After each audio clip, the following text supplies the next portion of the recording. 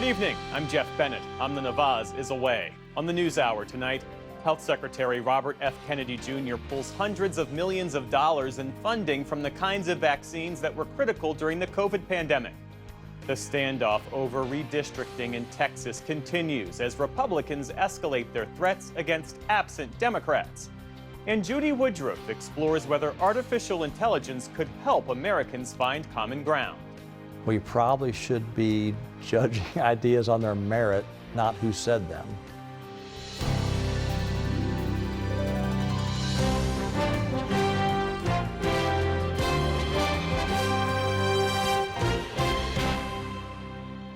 Major funding for the PBS NewsHour has been provided by... In 1995, two friends set out to make wireless coverage accessible to all. With no long-term contracts, nationwide coverage, and 100% U.S.-based customer support. Consumer Cellular. Freedom calls.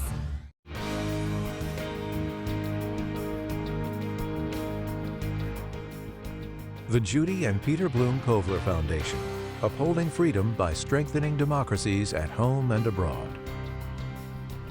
The Walton Family Foundation, working for solutions to protect water during climate change so people and nature can thrive together.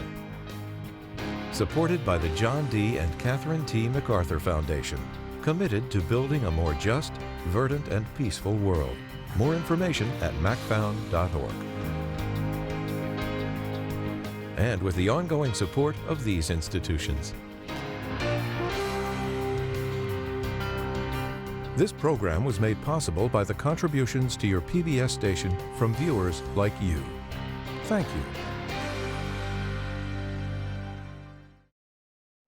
Welcome to the NewsHour. Many public health experts and scientists say they are stunned by Health and Human Services Secretary Robert F. Kennedy Jr.'s latest decision to cancel nearly $500 million in federal funding for future vaccine development. The latest move comes after the Trump administration already withdrew a multi-million-dollar contract with the biotech company Moderna to develop a bird flu vaccine using what's known as mRNA technology.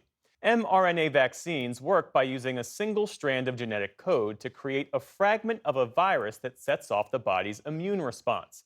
The technology was central in the battle against COVID and can be developed more quickly than traditional vaccines. But anti-vaccine communities and skeptics don't trust its safety, and that includes Secretary Kennedy, who canceled more than 20 contracts. For more on the implications of all this, we're joined by Michael Osterholm. He's the director of the Center for Infectious Disease Research and Policy at the University of Minnesota. He's also the co-author of the book, The Big One: How We Must Prepare for Future Deadly Pandemics, which will be out in early September. Thanks for being with us. Thanks, Joe. So I want to start with your overall reaction to this. How critical is mRNA technology, and what does the loss of this funding mean for future vaccine development?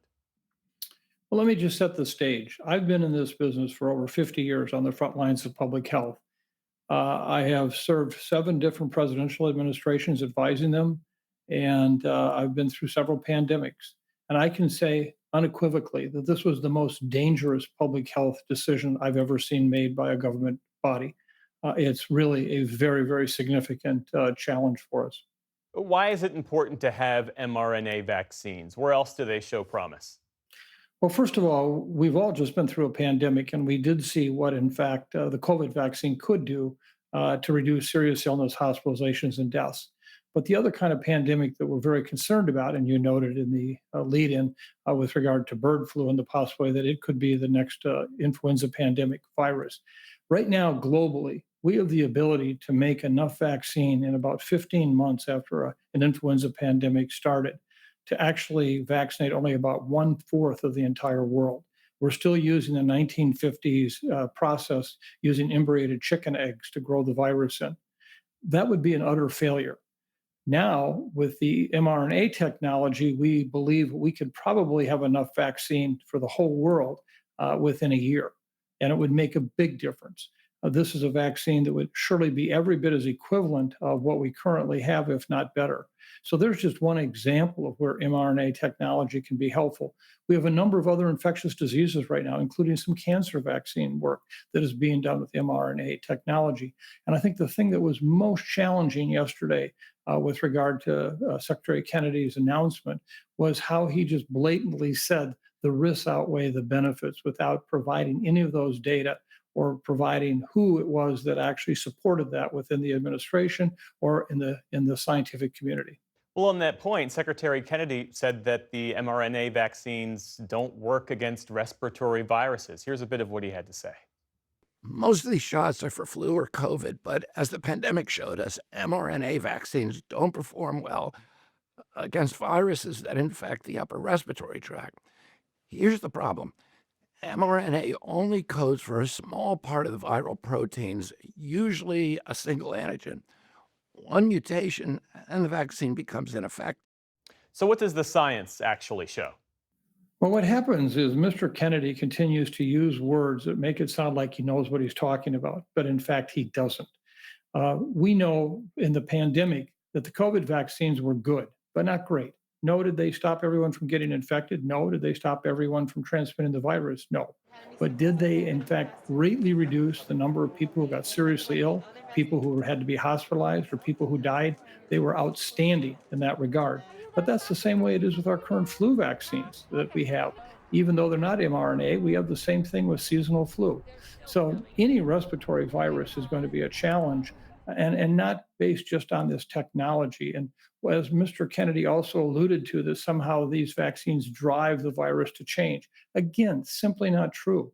So, to the average citizen hearing this, they're going to say, wait a minute, maybe I shouldn't get that. And remember, we know very well vaccines are important, but they're nothing until they become a vaccination. So what he also did yesterday, besides cutting this research out, he just created more doubt in the minds of the public about these vaccines, which is absolutely a horrible, horrible situation.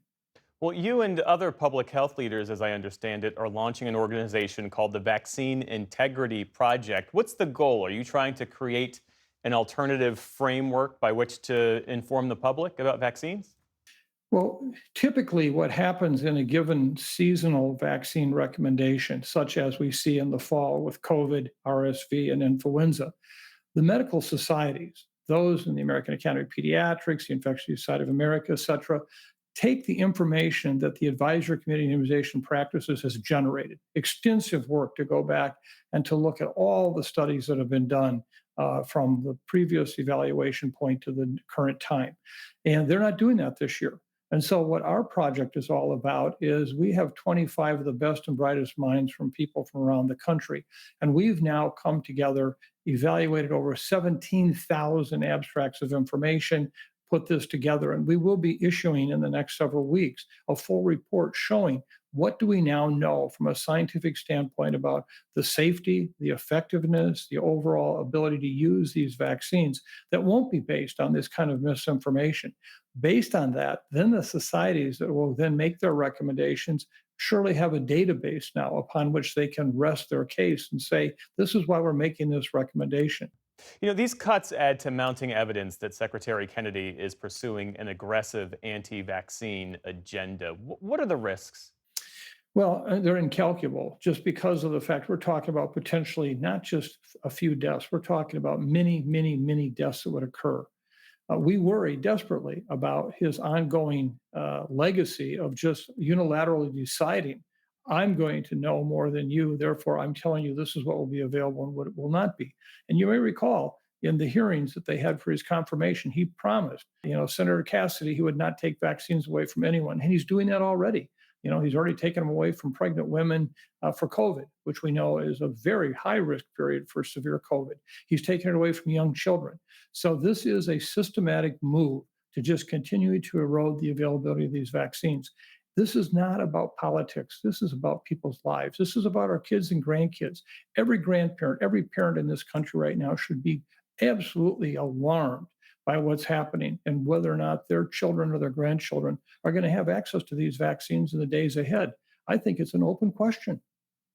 Michael Osterholm, the forthcoming book is The Big One: How We Must Prepare for Future Deadly Pandemics. Thank you for being with us. Thanks a lot, Jeff.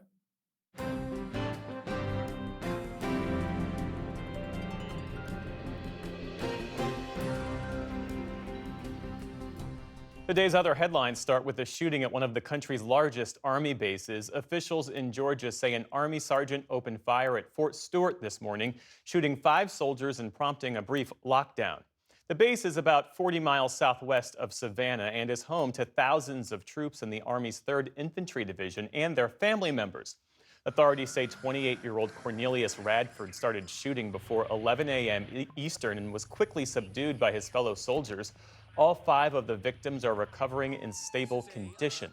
At a briefing today, the division's commanding general said Radford used a personal handgun, which are not typically allowed on military bases.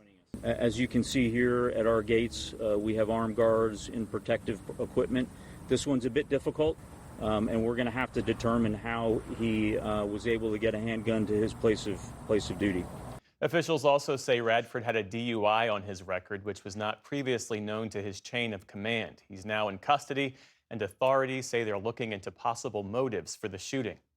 In Russia today, U.S. envoy Steve Witkoff met with President Vladimir Putin for what a Kremlin aide called useful and constructive talks. The meeting comes just days ahead of President Trump's deadline for Moscow to stop the war in Ukraine or face severe tariffs and other economic penalties. Afterwards, President Trump said great progress was made, but did not signal whether he would call off his planned sanctions. Meantime, on the ground in Ukraine, officials say Russia struck a recreational center overnight in the southeastern region of Zaporizhzhia. At least 2 people were killed and a dozen others injured. Also today, President Trump said there's a, quote, good chance that he could meet with President Putin soon. That comes amid media reports that such a sit-down is in the works, though no meeting has been scheduled and no location has been made public. In Gaza, local health officials say at least 38 people were killed last night and into today while trying to get aid. A relative of one man killed said he was shot in the head while trying to get flour for his parents. The Israeli military said it fired warning shots at crowds that approached its forces. Beyond that, hospitals in Gaza reported an additional 25 deaths from Israeli airstrikes since yesterday. It comes as Israeli Prime Minister Benjamin Netanyahu may be ready to announce further military action in Gaza, including a potential plan to fully reoccupy the territory. Japan has been marking 80 years since the U.S. dropped an atomic bomb on Hiroshima during World War II.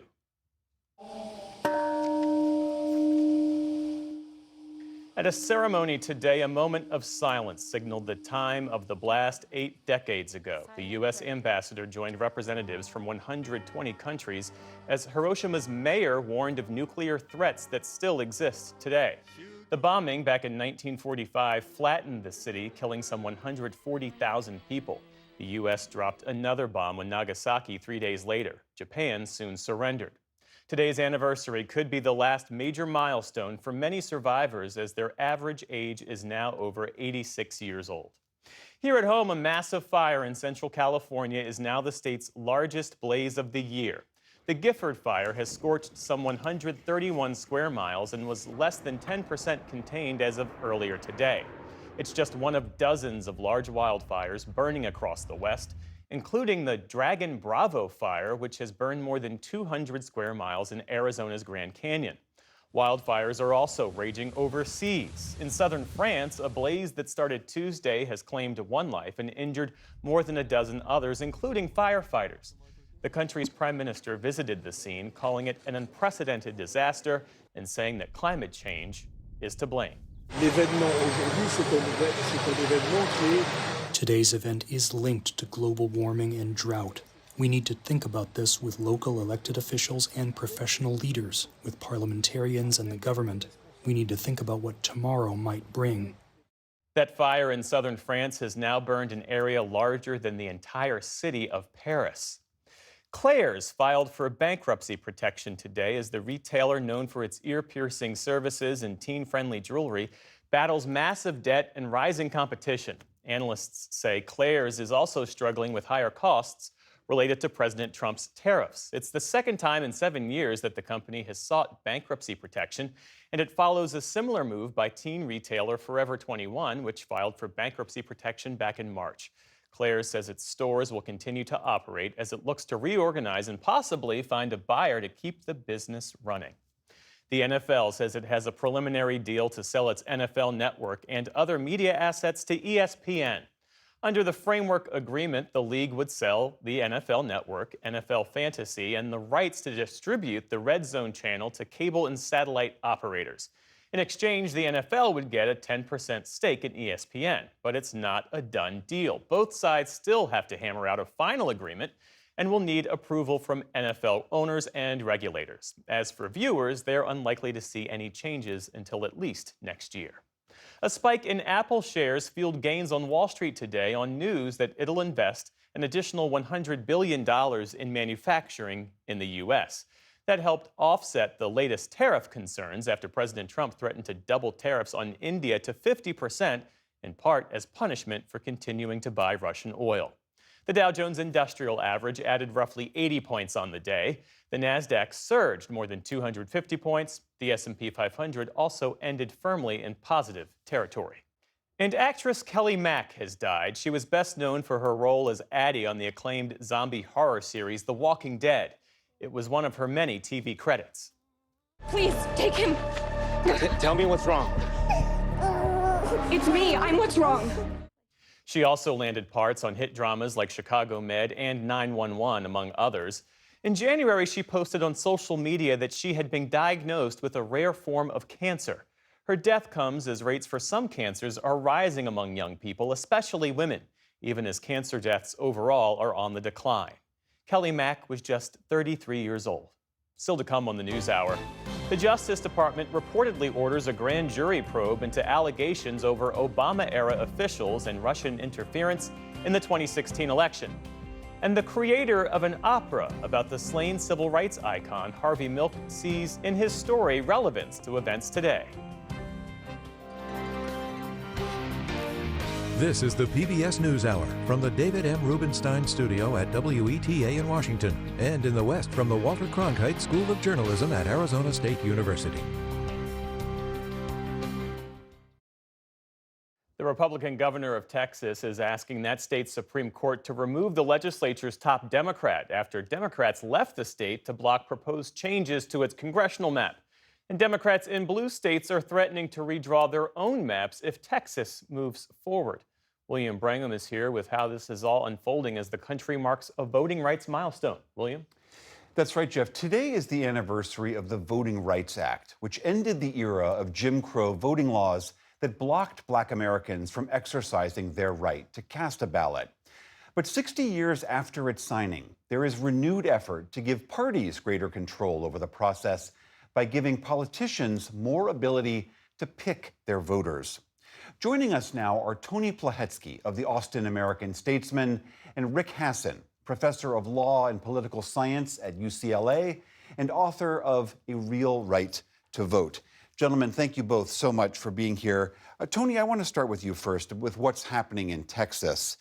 Democrats have fled the state to try to stop the Republicans from redrawing these new maps, which they argue would unfairly tilt the state's congressional districts to the Republicans. You went with some of those fleeing Democrats to Illinois. What is your sense about how long those Democrats can hold out?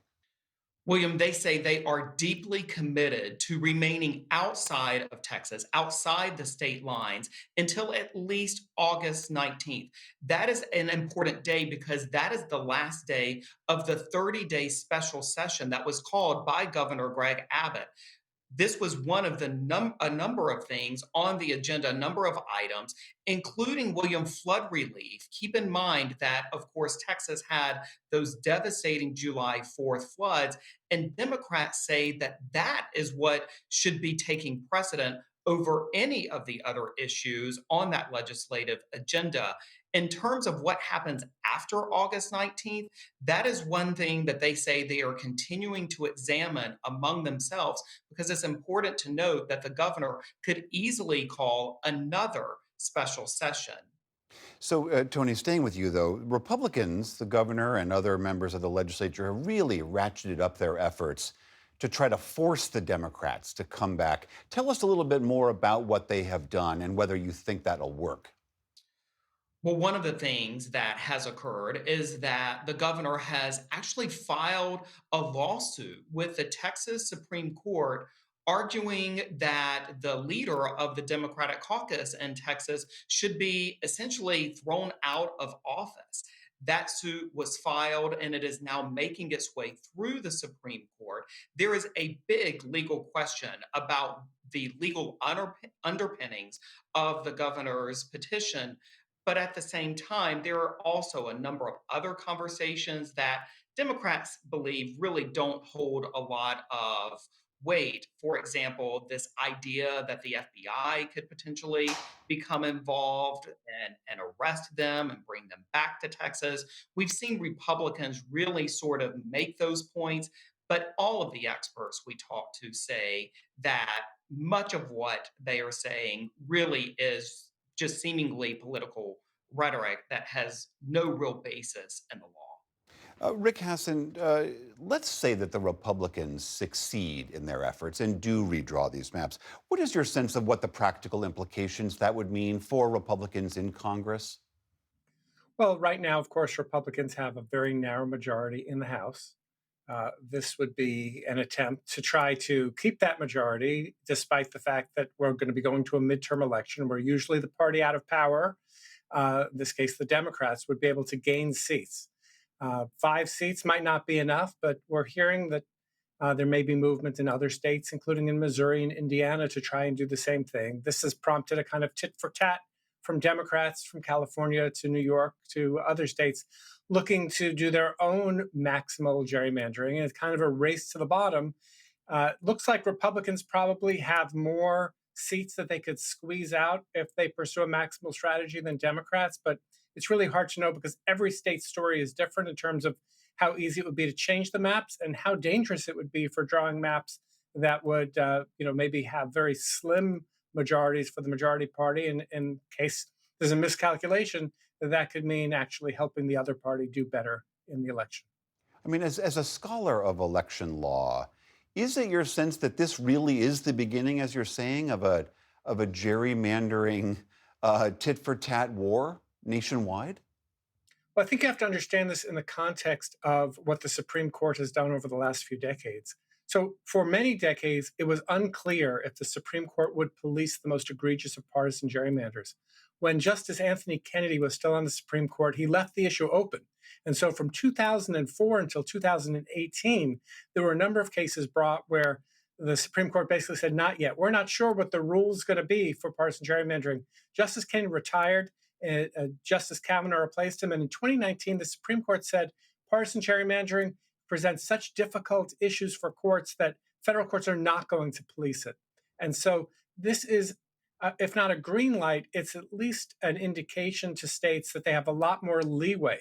They're still bound by the Voting Rights Act. They're still bound by the Constitution in terms of certain other requirements for fair districts, but not the best way to defend yourself in court is to say, we are trying to maximize partisan advantage. And it creates a really perverse incentive for a race to the bottom, where the more political you are, the better the chance you are to have your maps upheld by the federal courts. Tony, back to you. Typically, redistricting happens every 10 years. So what's happening in Texas is somewhat irregular in that time schedule. I want to play a very sharp criticism by a Democrat in Texas of what the Republicans are doing. This is Democratic Texas State Senator Boris Miles. Here's what he had to say. All it is another poll tax, another way to discriminate black and browns from voting in the state of Texas. But I want you to understand something. It's not just Texas. After Texas, it will be your state. After your state, it'll be this entire country. I mean, this is a very sharp criticism, basically arguing that what Republicans in Texas are trying to do is to go back to that era of the Jim Crow laws that blocked Black Americans from voting. How do Republicans in Texas respond to those allegations, and what do they say is the rationale for this redrawing? They've not truly been very specific. They point to, for example, a letter that the state received from the Department of Justice raising questions about the current districts and the drawing of the current districts. But at the same time, Democrats point out that that letter could and perhaps should be litigated. And furthermore, they say the letter has no real findings to it and no real legal weight. And so what they say is that Republicans have essentially gotten in a hurry improperly to redraw these district maps. And William, it's important to note that until now, Republicans in Texas have steadfastly defended the current districts that are in place. And there is this now about face that is not fully or wholly explained, frankly. Rick Hasen, I want the same question to you. We are, as I mentioned, the 60th anniversary of the Voting Rights Act. And Democrats are making this argument that you just heard from that Texas state senator that Republicans are trying to roll the rights of voting Americans, particularly minority Americans, back. Is that a fair criticism?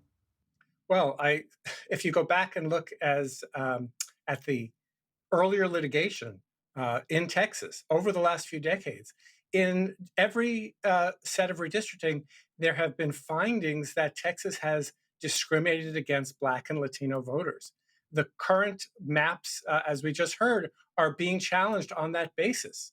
And now there's going to be a further diminution of power of Democrats. And what you have to understand is that minority voters, especially Black voters, still overwhelmingly favor the Democratic Party. So when you discriminate against a Democratic district, you're almost always going to be discriminating against minority voters in Texas. And so if this map gets passed, there's going to be a challenge claiming that it violates Section 2 of the Voting Rights Act. This itself is now going to be questionable because just last Friday, the Supreme Court put into play the possibility, almost on the exact anniversary, the 60th anniversary of the Voting Rights Act, that it might strike down Section 2 of the Voting Rights Act, which is the part of the Voting Rights Act that remains standing after the Supreme Court killed off the other part. So we're coming into this maximal political power coming from these state legislatures, and we don't know if the Supreme Court is going to protect minority voters the way it has over the past few decades. All right, that is Rick Hasen and Tony Plahetsky. Thank you both so much for joining us. Thank you.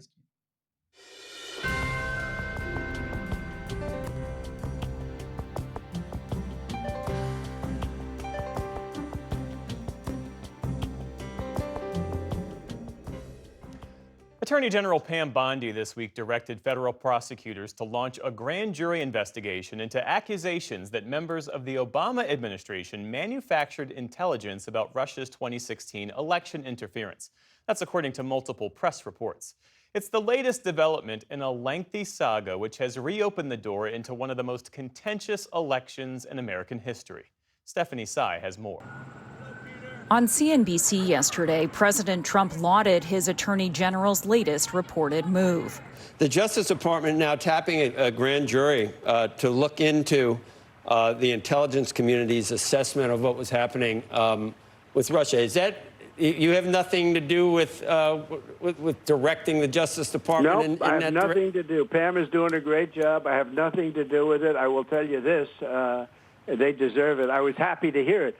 Multiple reports say Bondi has directed DOJ prosecutors to present evidence to a grand jury, evidence that allegedly shows Obama administration officials politicized intelligence reports about Russia's involvement in the 2016 election. The implications of this are far-reaching. National Intelligence Director Tulsi Gabbard last month released a series of documents. She claimed they prove that the 2016 intelligence assessment had significant tradecraft failings and was unnecessarily rushed and subjected to inadequate review and coordination. They knew it would promote this contrived narrative that Russia interfered in the 2016 election to help President Trump win, selling it to the American people as though it were true.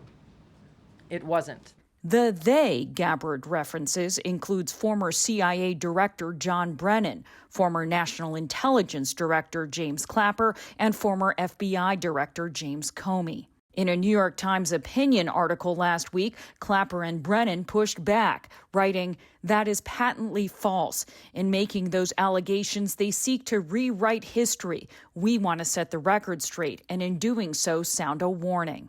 Gabbard's conclusions seek to cast doubt on previous findings that were reviewed and accepted by Democrats and Republicans, including Trump's current Secretary of State, Marco Rubio, who was then vice chair of the Senate Intelligence Committee. All of this evidence that's been hidden and buried from the American people is finally coming to light. The current CIA director, John Ratcliffe, in a Fox News interview, also questioned the consensus that Russia wanted Trump to win in 2016, suggesting it was all a conspiracy. Pam Bondi does have a strike force.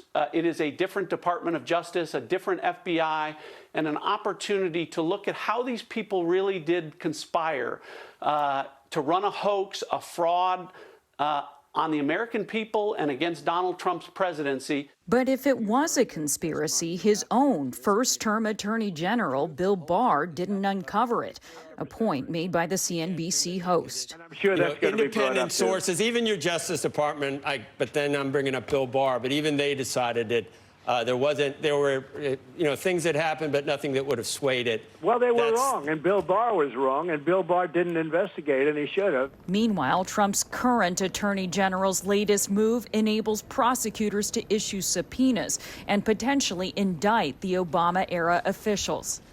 Last week, an Obama spokesperson called the claims outrageous, adding, "These bizarre allegations are ridiculous and a weak attempt at distraction."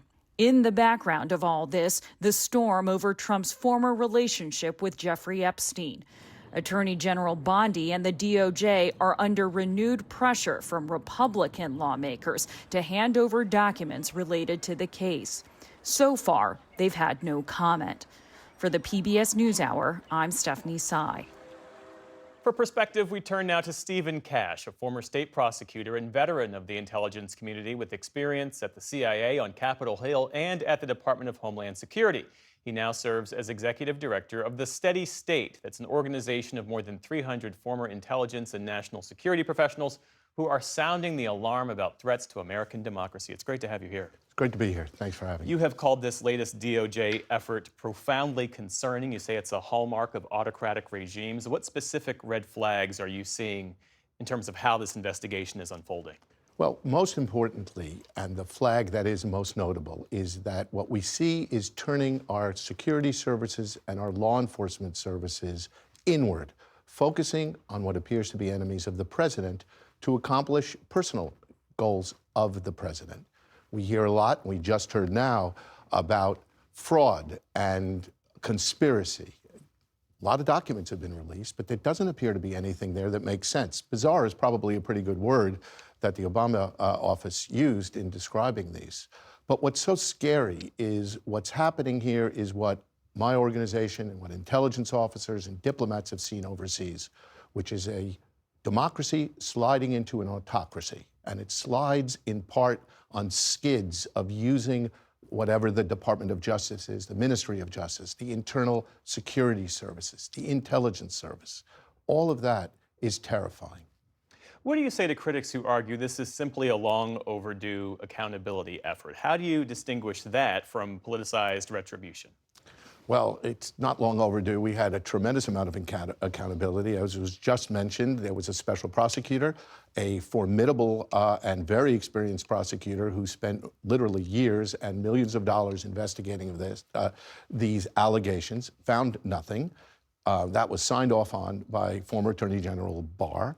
The Senate Select Committee on Intelligence put out a report, 5 volumes, probably 15 pounds of paper. Extensive investigation, extensive interviews, also found nothing. So this isn't long overdue. What's the level of concern that analysts might start self-censoring or try to avoid altogether politically sensitive subjects like Russia, China, Iran? What are the risks to national security if that happens? They're very significant. First of all, if you're a decent analyst, everything you work on is important and politically important. There are no countries in the world that you would be wanting to write on that nobody cares about. So it's everything.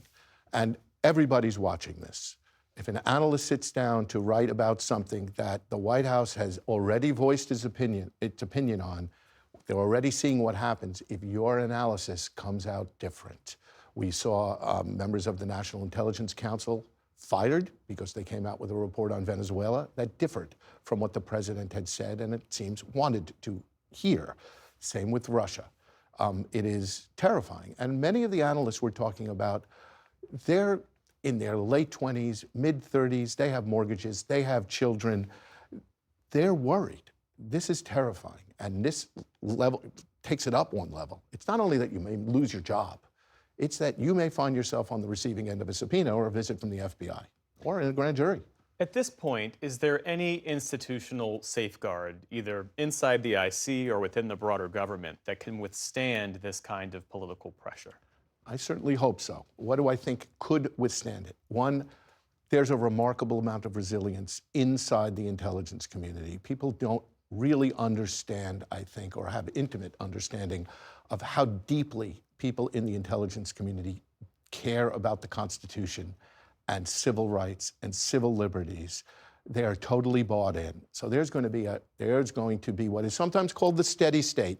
That means people on the inside who are going to adhere to the law and follow it. There's you and the media who are covering these stories and hopefully educating Americans. This is a little bit of inside baseball, which is now sort of spilled outside the Beltway, and now everybody in the United States needs to know what the NIC is. I just threw out that acronym before. You got to know what the NIC is if you're going to follow this story. So there's an educational process here. We have the courts, and hopefully we'll have the Congress. We don't seem to right now. We don't see aggressive oversight by a Republican-dominated House or Senate, but we need that. That's what those committees are for. I almost always resist the urge to speculate, but in this case, since we have you here, if indictments emerge, what precedent does that set for handling politically charged investigations into intelligence operations? Well, what we could end up is what we have seen in other autocratic countries, is when the power center shifts through an election or a coup, what often happens is the new leader takes out his national security people and they get purged. In some places, they get purged and shot. It transforms the institutions that are here to protect us, the CIA, the FBI, the entire intelligence community, the Department of Justice. It transforms them into tools of who's ever sitting in the Oval Office. And that means when the Oval Office chair changes, those tools change the direction for which they're used. But it doesn't seem, or it could be difficult, to get out of a cycle where those tools are always pointed inward. They're designed to protect us from outside adversaries, other countries who could do us harm, terrorists, not political enemies. Stephen Kash, thank you for this conversation and for your insights. Deeply It's a appreciate pleasure. it. Thank you.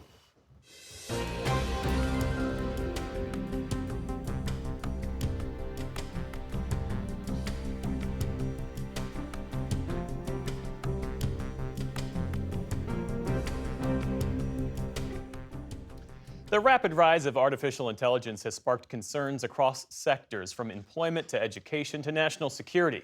But one Kentucky county is taking a different approach, using the emerging technology to boost something far more human: civic engagement.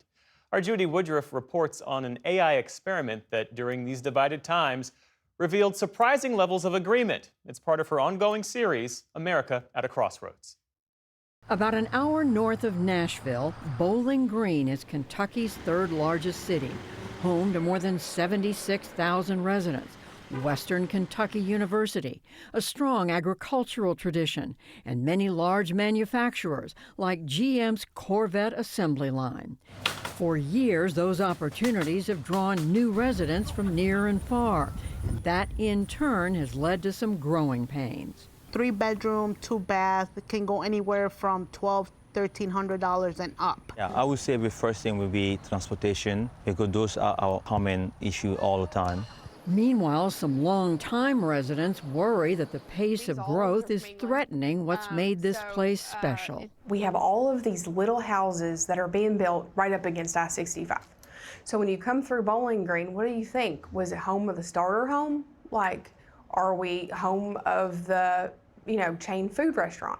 In order to have more cows, to have more milk, we would obviously need more land, and that's not available to us because it is so competitive in our area.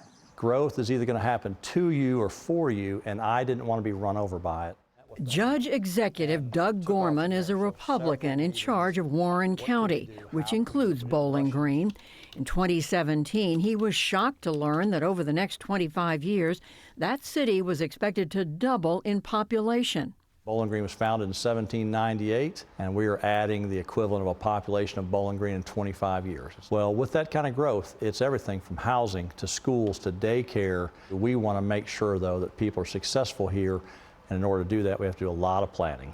After his election, Gorman convened around 100 community leaders to think through how the county should plan for the coming growth. He wanted those leaders, in turn, to reach out to 4 or 5 people in their own circles for input. That's when Jigsaw, the tech incubator at Google, reached out to him. Its team had developed a new AI tool called SenseMaker that could analyze vast quantities of information quickly. They asked Gorman, what if you could ask the whole county what it wanted for its future? With Bowling Green, for the first time, we turned our attention to conversations between policymakers and their constituents. Yasmin Green is the CEO of Jigsaw, whose mission is to research and develop tools to confront the world's greatest challenges. In Bowling Green, her team saw one confronting many local governments, the lack of civic participation by residents. When most of us don't participate, then the people who do are usually the ones that have the strongest opinions, maybe the least well-informed, angriest, and then you start to have a caricatured idea of what the other side thinks and believes. So one of the most consequential things we could do with AI is to figure out how to help us stay in the conversation together. You can let your voice be heard. Earlier this year, the county launched a marketing campaign to ask residents what could Bowling Green be. On a website, people could add their own ideas and vote proposals up or down. Over 33 days, nearly 8,000 residents participated, about 10% of Bowling Green residents, casting more than 1 million votes on ideas like more parks, schools, entertainment, affordable housing, and public transit. With Jigsaw's help, the results were synthesized, categorized, and then shared with the public. You know, Judy, if I have a town hall meeting on these 2 topics, 23 people show up, and I can promise you 20 of them aren't happy, which is fine. It's okay to have a different, but they're motivated because they don't want this new thing or they don't want this. What we just conducted was the largest town hall in America. Look up, look up, look up. We spoke to just a few participants who filled out the survey. Calm down, calm down. Daniel Tarnagda was leading soccer practice with his under-18 team, which included players from 5 countries who've settled in the area and were still struggling with English. More than 100 languages are spoken in the county's public schools. You all need to be able to talk to each other. Tarnagda himself immigrated here in 2013 from Burkina Faso. Through soccer, he connected with other immigrants, which led to Refuge BG. I know you don't speak English, but you can try. A nonprofit he started to help newcomers adapt to life here. Great job today. I'm proud of you all. He says the BG 2050 survey made his community feel included. I knew that people want to be part of something, but if you don't ask, you don't know. So those questions that start to ask people, really, I think it is one of the best ways to bring people more together. 3 bedrooms, 2 baths. A year ago, Laura Torres and her kids moved into this new home, built by Habitat for Humanity. She says more affordable housing and public transit are key to meeting the demand for workers. And while there are lots of ideas in her community, people struggle to attend county meetings. You were able to fill out this survey, before you went to work, while you were on break, while you were on lunch, while you got home from work and were, just winding down. So I think that's what made the difference, is that you didn't have to physically be somewhere to have your voice heard.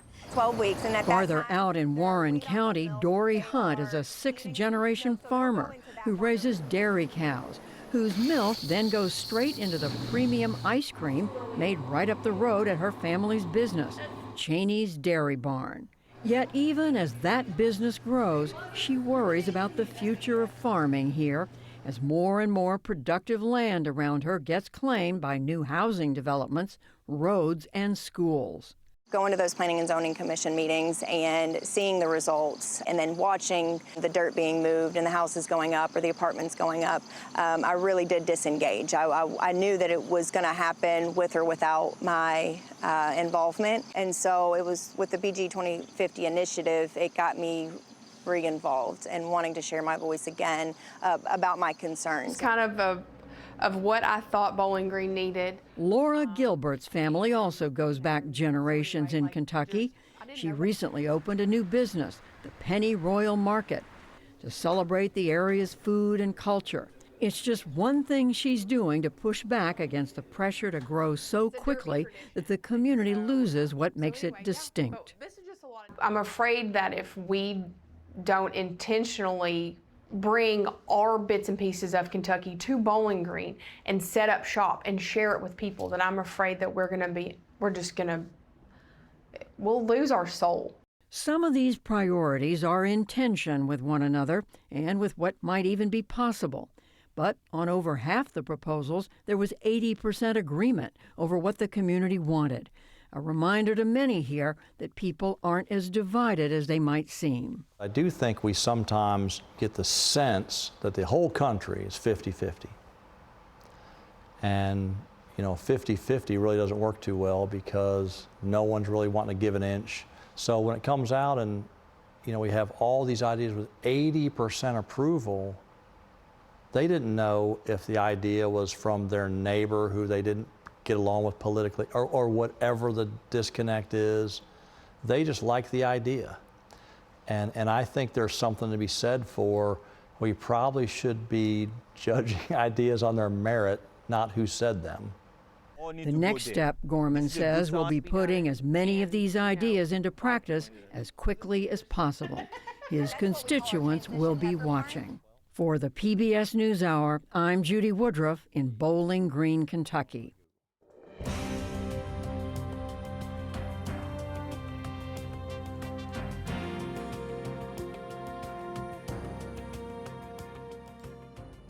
Harvey Milk's name returned to the headlines this past summer after Defense Secretary Pete Hegseth ordered the name of the slain gay rights advocate who served in the U.S. Navy removed from a naval ship. But Milk's legacy lives on in other ways, including an opera about his life that carries a powerful story of its own. Senior arts correspondent Jeffrey Brown reports from San Francisco for our ongoing coverage of the intersection of health and arts, part of our Canvas series. Remember this moment, this one night in June. It's the story of gay rights activist and politician Harvey Milk, his sexual and political awakening, his impactful life as the first openly gay man to be elected to public office in California in 1977. Serving on San Francisco's Board of Supervisors.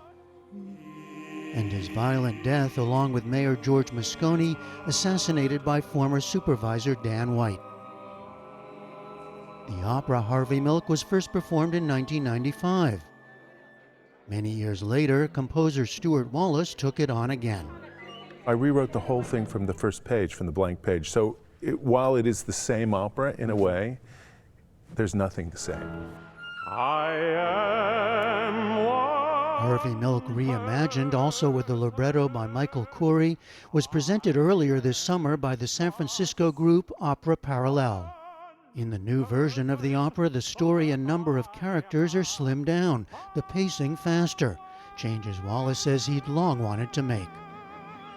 We all look for that in our lives, to get a chance to redo things. And when we premiered Harvey Milk, I was 34 years old. I'll be 65 this year. So hopefully I've learned a few things in the interim, but He also experienced something in the interim that makes this an unusual kind of redo. In 2010, Wallace was in a bicycle accident that led to a traumatic brain injury, or TBI.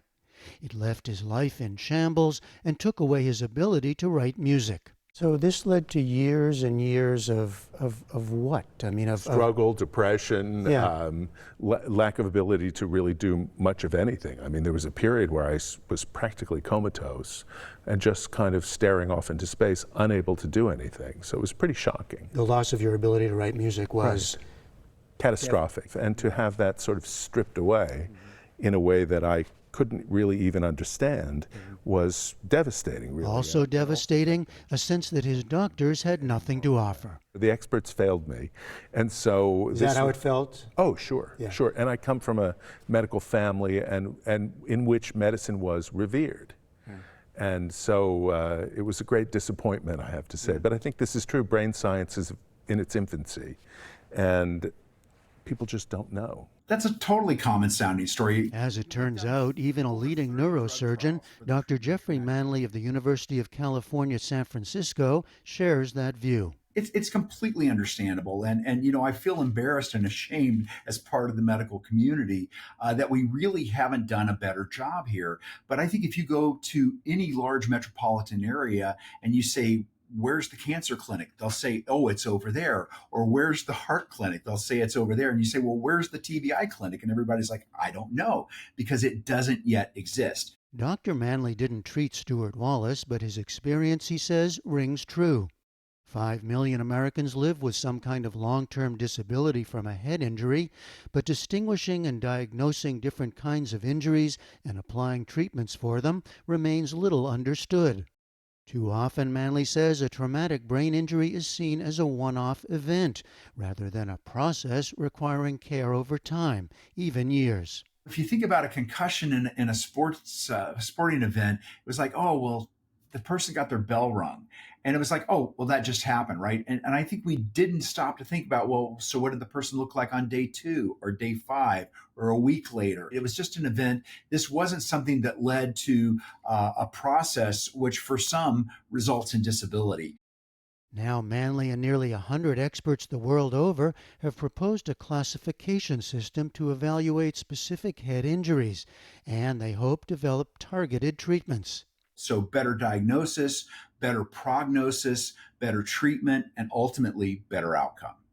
Stuart Wallace's comeback took years. He credits acupuncture for a first boost, and later he says microdosing psilocybin also helped. But he readily admits he doesn't know exactly how those affected him. What he is sure of, the act of writing music again, in fact rewriting this piece from his past, made an enormous difference to his recovery. I was just then taking baby steps back to working, to really making music, and I thought, well, if I can't, nothing lost. But I did it because I felt music holds memory, and maybe, really maybe, it was a kind of experiment on myself. Maybe I could find my way back by diving back into Harvey Milk and finding those memories that would propel me back to my work. And I have to say, it worked like an explosion. I asked Dr. Manley what he takes from this part of Wallace's story, finding his way back through music and memory. I think this is a phenomenal story because it shows you the ability of the brain to recover from more significant brain injuries. I think that those of us who are in the field are quite open to look at any means possible to restore function and to allow somebody to be able to return to what they did before, because that's what makes life meaningful. I am Harvey Milk. And so Harvey Milk Reimagined, a deeply personal saga for its composer, but also again part of a national conversation involving its subject. The very week it was performed in San Francisco, Secretary of Defense Pete Hegseth ordered the Navy to rename a ship that bore the name of Harvey Milk, himself a Navy veteran. A young man died here. Baritone Michael Kelly, who played Milk and as a gay man sees him as a hero, says the administration's moves show how relevant Milk and his legacy remain. It feels like a message that they are they're foreshadowing what they intend to do, which is to continue to suppress our voices and to erase our existence. And the opera in that context does what? It revives the voice of Harvey Milk and his efforts to ensure that all people, no matter what their sexual orientation or position in society is, that the Constitution works for all of us. For the PBS NewsHour, I'm Jeffrey Brown in San Francisco.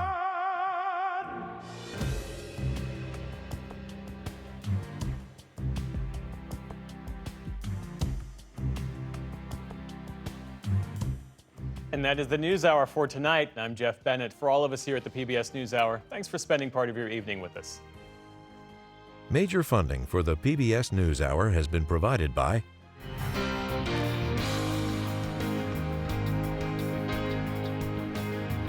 friends of the NewsHour, including Jim and Nancy Bildner and the Robert and Virginia Schiller Foundation. The Ford Foundation, working with visionaries on the front lines of social change worldwide. Funding for America at a Crossroads was provided by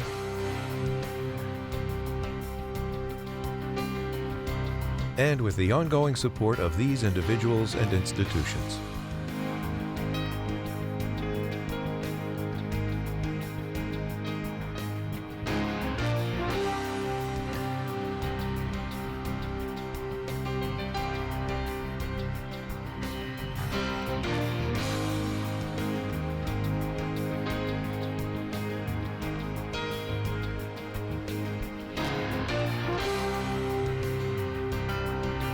This program was made possible by the contributions to your PBS station from viewers like you. Thank you.